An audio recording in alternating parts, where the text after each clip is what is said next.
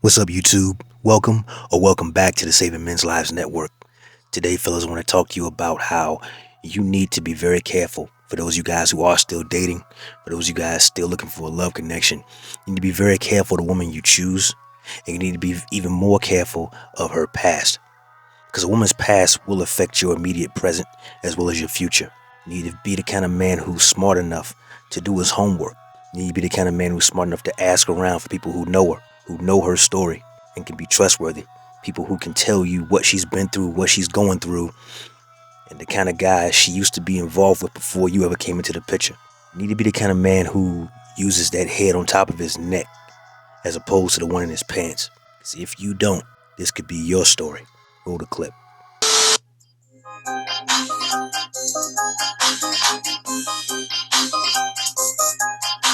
She started a relationship with a 22-year-old man by the name of Eric Haynes, and Zaria would later get pregnant by Eric.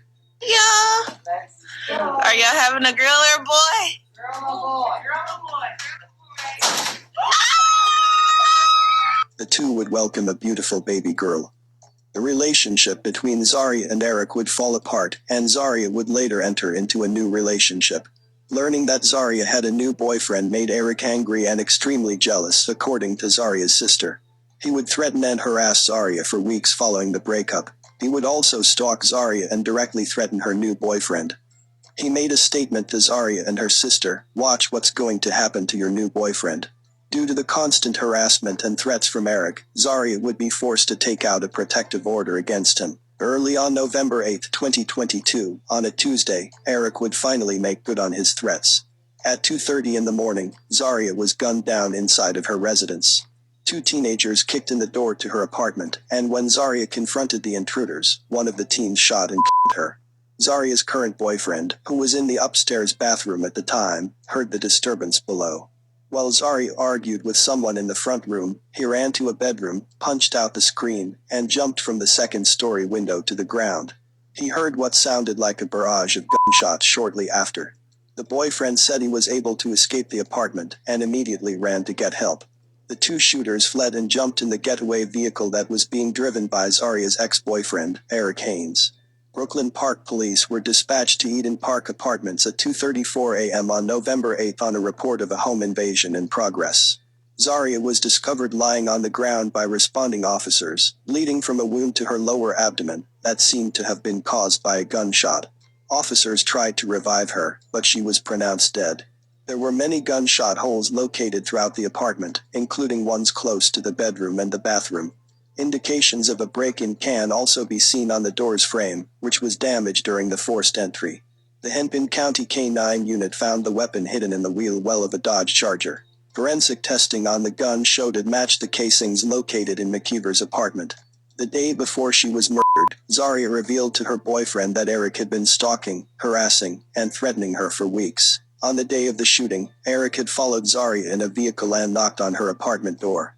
She had also recently spotted friends of Eric around her apartment complex.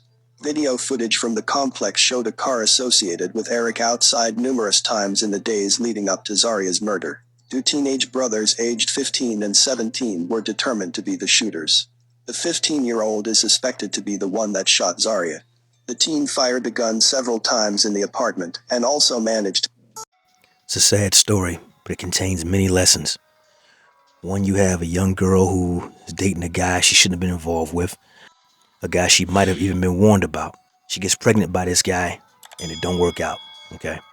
So now she's moving on, at least in her mind, and the new guy thinks everything's copacetic. She was an attractive young lady, and he thinks everything's fine. She probably told him, "Oh, my ex, my baby daddy, don't worry about him. He ain't nobody. He ain't gonna do nothing." Not understanding that men are very territorial. And especially if the guy in question, the father of this child, was also raised by a single mother and has female thought processes and has female decision-making abilities, emotional in nature. These emotions, when combined with rage, often create tragedy. See, you as a guy, there's many reasons not to date single mothers. And I ain't here to tell you do it or don't do it. That's going to be your call. You do it how you think you want to or need to. But you need to understand, when you taking yourself into a situation and you interject yourself into another man's life and his offspring. If he hasn't fully grasped the fact that the relationship is over and moved on in his own right, you, my friend, are truly in the line of fire, as this young man found out. Now, some people are going to say, he should have stopped those guys, man. He was in there. He should have went down there and helped her. Well, okay, that's one idea. But imagine going downstairs against two armed assailants who have homicide on their mind from the word go. They've already taken one life. What's up from taking another one? He decided to dive out a second-story window. Adrenaline's a hell of a drug, and he was able to get away and live another day. So now, the person I feel most sorry for is that baby girl whose father is now in prison and whose mother's now in the graveyard. That boyfriend, hopefully, and you, hopefully, have learned a very valuable lesson here. If you are trying to get involved with a young woman and she's already got one or more of somebody else's kids in tow, you need to be very, very clear. In fact, I'll leave a link down below to an earlier video I did about should you date single mothers. I left a question mark at the end of that title because, again, it's going to be your call, as it should be. Please understand, fellas, finding out a girl's past is critical, and it could very well save your life.